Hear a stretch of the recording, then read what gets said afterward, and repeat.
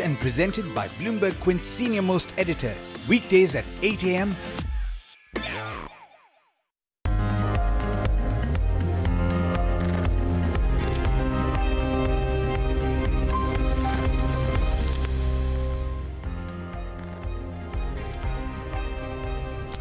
Good morning, you're watching All You Need to Know on Bloomberg Quint Live. I am Jayesh Khilnani and I have Darshan Mehta with me to take us through the FNO space. But first, let's have a look at how the US market closed and what was the handover from the developed markets. I would say it was a soft handover from the US markets as all three indices closed largely negative with a cut of about 0.2% for the Dow Jones index.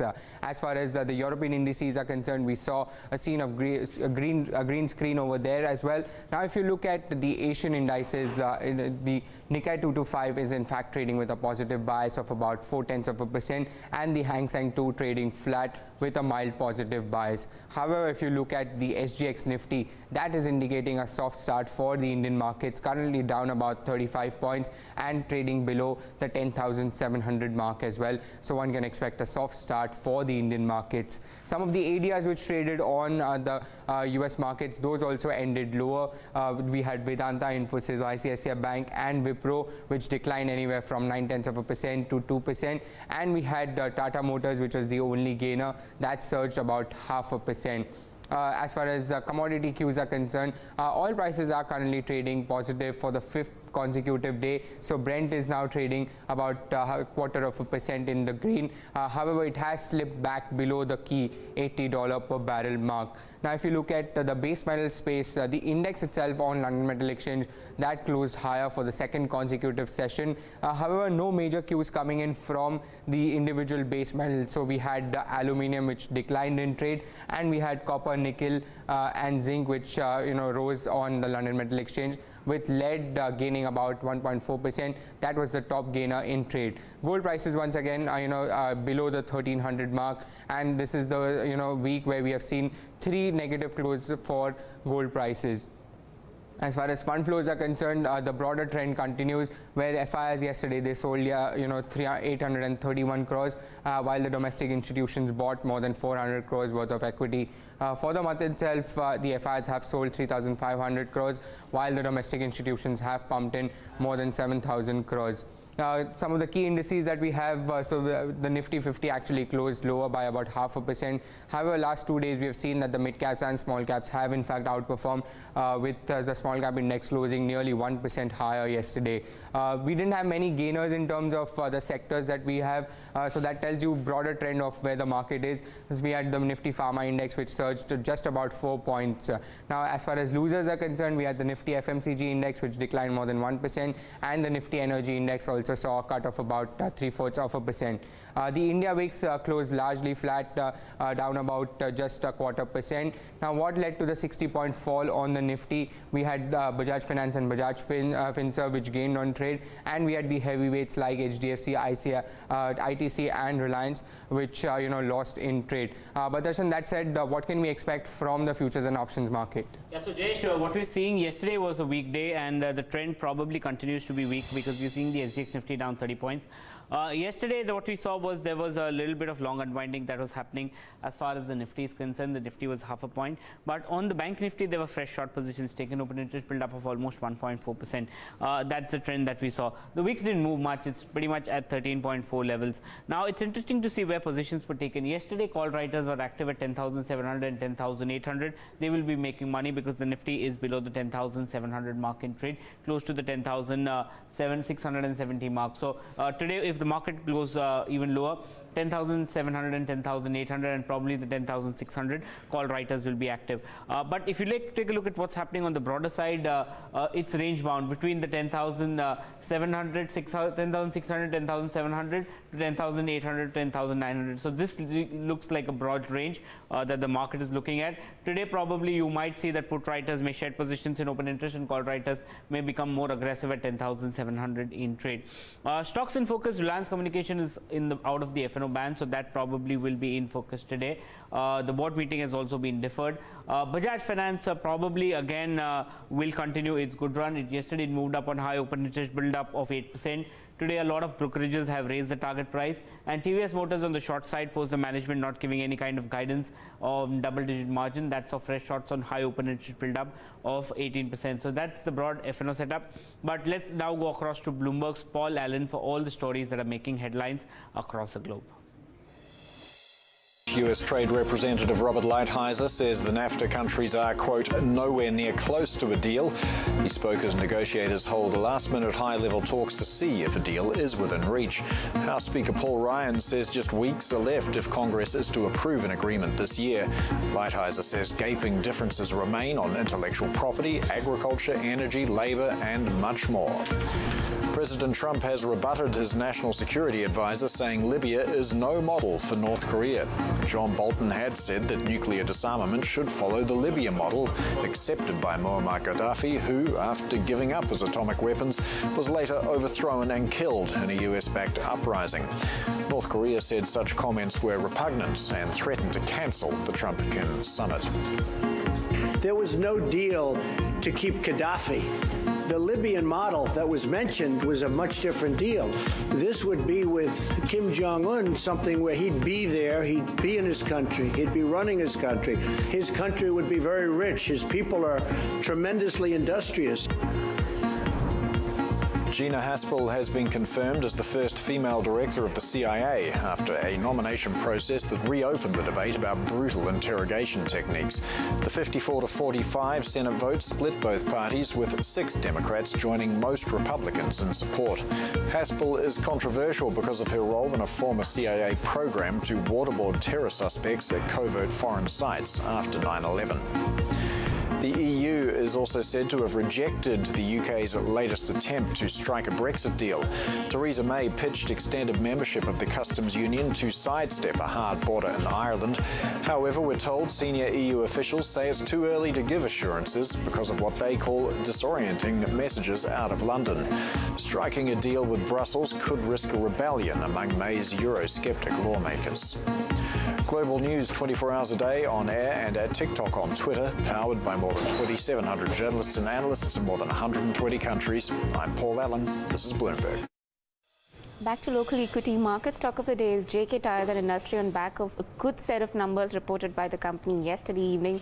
If you look at the top line growth, well, it's a muted show there, a 6% uptick to a number of around 2,284 crore. If you look at the bottom line performance, however, there is a 63% uptick that we're looking at, mainly on account of good show coming in from operational level. At EBITDA has risen as much as 65% to, for this company to a number of around 330 odd crore as compared to nearly 200 crore. Margins have shot up to around 14.5% as compared to nearly 9.4%. So what has led to good show for the company? It's clearly the cost saving measures that have been undertaken by the company in this quarter, which has led to a good show operationally. Raw material costs as a percent to your net sales, that number has declined to 59% as compared to nearly 64% that we've seen earlier. Stable depreciation and finance costs, along with your higher depreciation, has percolated down well in the bottom line performance of the company. If you look at the segmental breakup for this company, you would see much of the revenues which have been contributed by India, that has been on EBIT basis shown a more than 100% jump, whereas those for revenue EBIT for Mexico business, which forms a minuscule part of your overall EBIT, that has actually seen a decline of nearly 26%. Let's focus and look at the commodity space as well. The screen for oil prices currently showing higher oil prices for the 5th consecutive day. Brent, in fact, is now trading about 0.25% higher. But remember that yesterday we did see Brent hitting the key $80 a barrel mark. It has slipped, of course, below that one. But with that, what has happened is this oil spread between WTI and Brent, that has widened to the highest since 2015. Recently, Brent has, in fact, surged more than oil prices, so we'll have to wait and watch how the rebalancing actually happens. Now, if you look at the base metal space, the index itself on London Metal Exchange, that closed positive for the 2nd straight day. As far as individual base metals are concerned, as per a Bloomberg survey, copper traders are now neutral on the prices, but we did see some bit of uptick come about for prices yesterday on London Metal Exchange, and aluminium prices that have eased on account of drop in the aluminium orders, which also indicates that the supply concerns may be easing. we had the aluminium orders decline as much as 37% on LME. So that was, it closed largely lower on account of that. Lead, which was the top gainer in trade, that surged about 1.4% and snapped its 2-day losing streak. As far as the Chinese exchange is concerned, we are seeing mixed cues come about for the base metal space, with Shanghai Steel that is trading lower. The precious metal space, gold prices, we have seen that have been under pressure in the past few days. This week, in fact, gold has closed lower for 3 days on account of the dollar index, which has surged all days this week. Well, amongst the stocks that we are tracking today are some of the companies whose numbers for the fourth quarter were reported after market hours. A strong set of numbers coming in from Man Infra's construction, revenue growth of 35%. A net profit grew by a slightly lower 21%. But when it comes to the overall operational performance, EBITDA saw a sharp jump and margins also expanded from 31% to 39%. So a sharp expansion in the margins as well. That apart, we're also tracking Lux Industries, where revenue growth came in at 27% and a net profit growth came in at a much stronger 68%. As far as the operational performance is concerned, again, margins jumped from 13.5% to 16.2%. So overall strong performance coming in there as well. KEI Industries, whether you look at the revenue growth, net profit growth, or even the EBITDA growth, all of them coming in around the 38 to 40% mark. So a strong show overall as far as KEI Industries is concerned. On the other hand, what disappointed was Merck Electronics. Their revenues dipped by about 10%, and hence on account of the operating leverage missing, net profit slumped by a huge 71%. Operationally also it was a weak quarter, and margins also saw a sharp fall to just 2.4%. That apart, we're also watching out for Ihs Healthcare. Now, Ihs Healthcare has extended the acceptance period till 29th May, so watch out for that name. You also have Inditrade Capital, which will be in focus. This is a smaller company with a market cap of about 200 crores or so.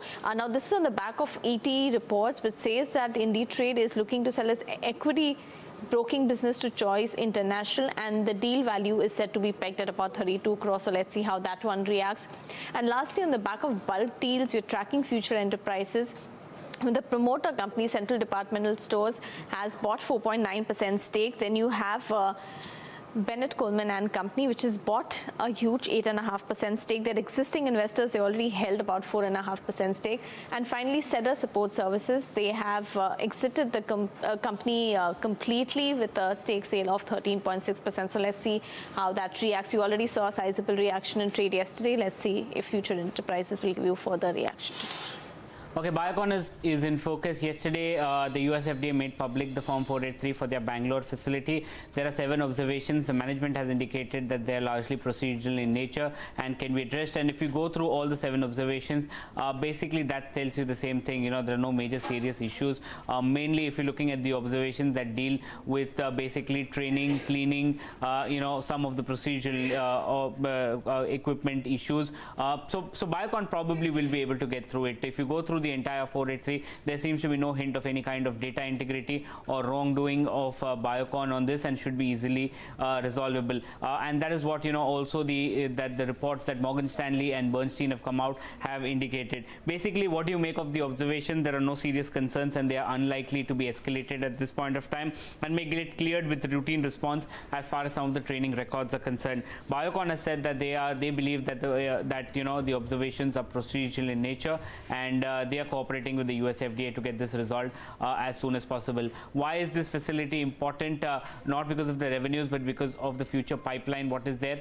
There's a target action date on 4th of June in which Mylan and Biocon have the target action date for one of the key drugs, that is pegfilgrastim. So this is important for Biocon, and will go positive for the stock today. The Securities and Exchanges Board of India has issued a warning letter to Punjab National Bank saying that the bank had violated some of the listing norms that are supposed to be followed by every listed organization. Essentially, what the markets regulator said is that the bank did not adequately disclose any complaints that were filed with the Central Board by the Central Bureau of Investigation within 1 to 6 days, as is the requirement by any listed company. The bank also did not provide 280 crore or make any disclosure about a 280 crore fraud that was detected when the December quarter results were being announced. Remember, the bank disclosed it to the market a day before it announced its results, saying that it had found some fraudulent transactions worth 280 crore and that it was pursuing investigation in the matter, but no such disclosure was made in the results or in the financial results page. So the Securities Exchanges Board of India has said that this is a serious violation of the listing norms. However, it did not levy any kind of punishment on the bank. It did, however, give a stern warning to the bank, saying that no such activity should be repeated anytime in the future. If you actually unbox it, well, essentially, this is what the box looks like. The beauty that comes out is this. Yes, it is a little bit of a fingerprint magnet, but it is what you've been expecting. And we saw some sort of a reveal in London. But here it is in India. If I actually put it up over there, well, there is a lock code. Of course, there's 3 ways to open this phone. There is a beautiful face unlock feature. There's also, well, a fingerprint scanner. Thank God they still kept that because, well, people in the other communities are getting rid of the fingerprint scanning sensibility and that sort of, function. There's also, of course, normal pins that you can use. This, well, is the end-to-end 6.3-inch display. Now, when I say a 6.3-inch display, it is much improved. But if you think that this is just, well, a lot like the iPhone 10 and you're not comfortable with it, it's gorgeous. It's an AMOLED display. They've increased their screen-to-body ratio to nearly 84%, so you're getting a lot of screen. But if you're not comfortable with this, that's the cool thing about Oxygen OS, and what OnePlus actually does is because they've tweaked their software, which is coming out of the box with Android 8.1 and Android P very soon, one of the few phones in the world which will actually have this.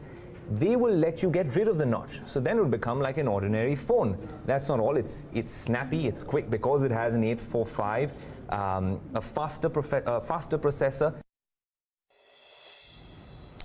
From phones to other stocks, let's have a look at which 3 stocks you have to keep in mind based on the delivery buying and selling as of yesterday. The first one that we have is Bajaj Finance. Now, yesterday after results, it surged nearly 7.5% and saw delivery buying of 332 crores. The delivery volume actually doubled at nearly 16.5 lakh shares as compared to its 5-day average, and the total volume shot up 3 times at nearly 60 lakh shares as compared to its 5-day average. Second stock to watch out for, the parent, Bajaj Finance. Now, yesterday that too also came with results and surged about 5%. But mind you that there was some trading activity going on over here because the delivery buying was only about 65 crores. And if you have a look at the delivery volume, that surged just about 30% at nearly 1,17,000 shares as compared to its 5-day average. And the total volume more than doubled at about 4.2 lakh shares as compared to its 5-day average. Last and final stock, Birla Corp. Now, that was up about 5% in trade yesterday and saw delivery buying of more than 150 crores. The delivery volume shot up more than 3 times at about 22.5 lakh shares as compared to its 5-day average, and the total volume surged more than 4 times at nearly 25.5 lakh shares as compared to its 5-day average.